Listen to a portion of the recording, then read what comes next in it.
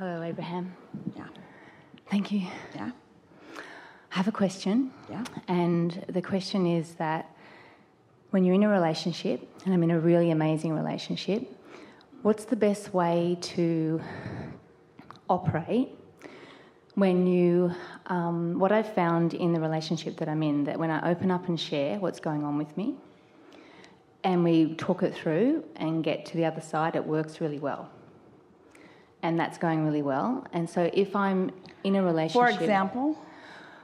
For example, when I hear, and I love what I hear from Abraham, and when I hear if things are getting hard, to change the subject, I think that... Not just change the subject, but withdraw your attention from the subject. That's really the reason that we would like you to change the subject, is to withdraw your attention from what's getting hard, because if you don't, it will just get harder. You just said the opposite of that to us, but it never works. In other words, you said we talk it through. Well, You don't talk it through, you just make it bigger. Okay, so, yeah, that's where I want clarity. I want clarity in, is it okay to just let it go and move on to something else and continue that? Yeah, because it's all right. Okay, it's all right. I got that really clearly. Okay. So when you were talking before and you were talking about Esther writing in her book... Yeah. When Esther was talking to Jerry, how would the two of you talk things out? How would you operate there? Well, we want to talk Please. about Esther writing in her book, because this is something that is new that we've been doing together, that we've been encouraging her to do. So here's a condition that Esther has identified that isn't right. Mm-hmm. There's a condition that's not right. It's not right. Yeah. And so she'll write down the wrongness of this condition that isn't right, sort of poking at it and amplifying it and getting the momentum going of it, clarity, getting to the bottom of it. She'll write it out. It's not right. This condition is not right. And then she asks herself the question that we put to her: if this condition could change, then would it be all right? Then how would I feel? So then she writes, well, if this wasn't like it is, can you feel the not getting to where she wants to be with this process? Mm-hmm. It's a sort of trick that we trapped her into, but the epiphanies are so huge that are coming to her. Because as she identifies this thing that she does not want, this condition that she does not want, and then she identifies how she wants to feel, and she says to herself, if this condition would change, then I would feel these ways. What she's beginning to discover is that in the process of trying to determine the way she would feel if the condition would change, all it does is make her aware that the feelings that she wants to feel, she's not feeling, because she's focused on the condition, because the condition is not all right. Mm-hmm. You see what we're getting at? Yes. So now the epiphany that keeps coming to her is, wait a minute, I don't need to ask that condition to change in order to feel all right. In fact, my very emphasis upon the condition that needs to change so that I can feel these ways is taking me further from feeling these ways. Mm-hmm. The very exercise of trying to control an uncontrollable condition is holding me in a vibration, is changing my point of attraction, is depriving me of what I really want and who I really am. Mm-hmm. Mm-hmm. That's why we call it the process of unconditioned. It's the process of not focusing on the condition. So this conversation that we're having with you, we are enjoying, because you started out with a similar premise. You said, I'm in this amazing relationship, and we know that you are. But sometimes there are things where we're not seeing eye to eye, and so we want to talk it out. And aren't you noticing that in the effort of talking it out, don't you just hold yourself vibrationally apart from who you really are long enough that you get weary of the conversation?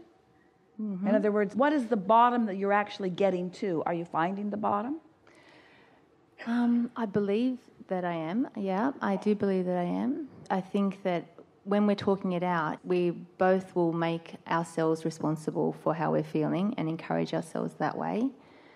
And so I'm asking the question, is that the same as Esther writing it out and then getting her epiphanies as you're talking it out? It is in this sense, and this is the thing that we want you to hear from us, because you're getting from your conversation, or Esther's getting from her process, something different than what you all think that you're going to get from it when you begin it. Mm-hmm. Because what you think you're going to get from it is resolution. But what you get from it instead is clarity of who you really are and what you really want. And if it goes on long enough, You get weary enough of it that then you begin to acknowledge the boredom of it all. The futility. Yeah. The futility of it. You're looking for love in the wrong places. You're looking for clarity in the wrong places. This is what we want to come back around to. We want you to realize that as you've been living life, and even in the manifestation that you call a conversation that you're having with your partner, that's a manifestation, that's a living of life, that's putting things into the vortex too. So you're constantly having these step one moments where you're asking for clarity, or you're asking for more harmony, or you're asking for more understanding, or you're asking for more money, or you're asking for more vitality, or you're asking for more kindness. You're asking for all kinds of things all day, every day. You're asking for more. So the step one is happening constantly. You can't stop it from happening because just your awareness of life is causing you to clarify who you are and what you want. Now, the part that most of you don't really understand, you'll get it once you make your transition into non-physical. You might catch glimpses of it as we speak it to you here. But the part that you really don't seem to understand, that we really would like you to understand, but we're not ready for you to croak in order to understand it, so we keep offering more words so that you will understand it, is that in all of this that you're asking for, there is a vibrational becoming that is already happened. It's done. Everything that you ask for, the larger part of you immediately becomes it. In other words, it's all right. It's all right. You've asked for it, and it has become. And the void or the lack of the manifestation of it that you perceive isn't real because it already has happened. It already is all right. It already has occurred. Now, sometimes you get glimpses of that. In other words, in the conversation that you're having with your partner, you're asking for something maybe bigger than you've ever asked for it before. And sometimes in the middle of that conversation, you catch a glimpse of it because your inner being is taking the expansion from the life that you are living and is experiencing the exhilaration of standing in that new place. Every time you live something and ask for something that you haven't asked for before, or even amend it, or ask for it in a little more detail or in a little different way, the entire universe moves forward because of the experience that you've had. And we are reveling in the new awareness that you have provided for all that is through this that you have been living. The it's all right part that we want you to hear is that, so you've done step one and we've done step two. Yeah. In other words, the universe has expanded. But so often as humans, you feel the discord because you have caused expansion that you're not ready to be up to speed with. And that's the part that we're trying to give you the easy doorway into here. If you could just say, it's all right. If it wasn't so important that you wrestle it to the ground and kill it. If it didn't matter so much that you get somebody else to understand exactly what you're saying and agree with you. If you weren't looking for results right away, for people to start behaving differently. That's the thing that this book of unconditional love that Esther's been playing with, the thing that it has done for her is that she's beginning to realize that those conditions that she thinks that she needs to be different so that she can feel this way don't matter at all. Not one of those conditions has to change in order for her to feel the way that she wants to feel.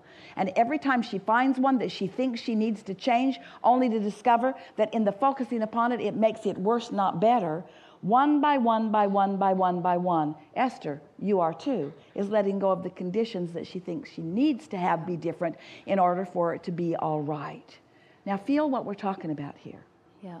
If life caused you to create it, and if it is vibrationally already complete, already created, then what is the path of least resistance for you to realize it in your experience? You've got to do something that causes you to stop exaggerating the vibrational variance between what is done and where you stand. In other words, you've got to find some way that you are no longer perceiving the absence of it. Yep. You've got to find some way where you're no longer beating the drum of it not being there when it is there. You've got to find some way of blending this vibrational world with this world that you are perceiving. And since it is all perceptual, then all you've got to do is find some things that work for you that cause you to say, it's all right, and mean it, even if it's not everything that you want it to be. It's all right. Okay.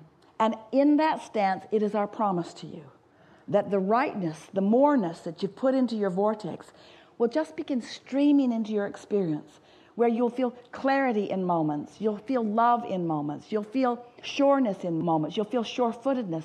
But most of all, and this is the thing that we want more than all other things because it's the manifestation that you seek more than anything, you'll feel the rightness of who you are, the all rightness of who you are. People say, well, things improved for me when I found forgiveness. Well, this is the ultimate of that. It's the letting go of the absence of wanted. And when you let go of the absence of wanted, by exaggerating, by practicing the all rightness of where you stand, of making peace with where you are, then all of those things in the vivid details that you have identified will begin flowing into your experience with such rhythm, such steady rhythm, such ease, that you find yourself feeling the perfection of who you are. Never ended, always changing, but always right where you are. Can you feel? We know you can feel it. You're feeling it more than you've ever felt it before. But can you feel for a moment the way Source surely feels about you? And can you feel how there's never a moment, not from the viewpoint of Source, looking into your experience and wishing it to be different for you, longing for it to be different for you, demanding that it be different for you? There's never, ever any of that from Source. And when you do it, you get crossways of that, and you prevent the very things that you want from flowing into your experience. You got that, didn't you? Yeah. Yeah. Yeah. It's all easier than you're making it out to be. And so you got to ask the question, well, then how do we get so crossways of all of this? Why are we making it harder than it needs to be? And we say, because you're hung up on step one. You're hung up on step one. You're trying so hard to become more. You've got so much attention upon the expansion part of your life experience because somebody's been holding you to those standards. Not Source, somebody else, you see. Yeah. Triad of intentions of freedom and growth and joy. And you say, oh, we hear you, Abraham. Growth. Say, freedom and growth and joy. And you say, yeah, growth. You say, freedom. You're so free you can choose bondage. And your expansion is just inevitable. That growth and expansion, it's happening all day, every day. But when you make growth your mission instead of joy, you get crossways of all of this. That's why you got to say it's all right and mean it. Say it until you mean it. It's all right. Keep saying it until you mean it. And then watch how the universe will punctuate the all rightness of your experience with all of the details. And others will stand back who don't get this, and they'll look at the blessings that are flowing to you. And some of them will condemn you, and you have to say, that's all right. And some of them will be jealous of you, and you have to say, that's all right. And some of them will misunderstand, and you have to say, that's all right. And some of them will yearn for things that they don't have, and you have to say, that's all right. It just has to all be all right with you. And when it is, now you're experiencing the freedom that you were born into. The freedom to allow into your experience anything that this time-space reality inspires within you. No limits. You live in an unlimited universe that will yield to you the details that you carve out, you see. The evolution of all species is about this. And all species are doing better at this than you are, but that's all right. That's all right. Enough? Yeah, enough. That's great. Thank you. It's very helpful. Yeah.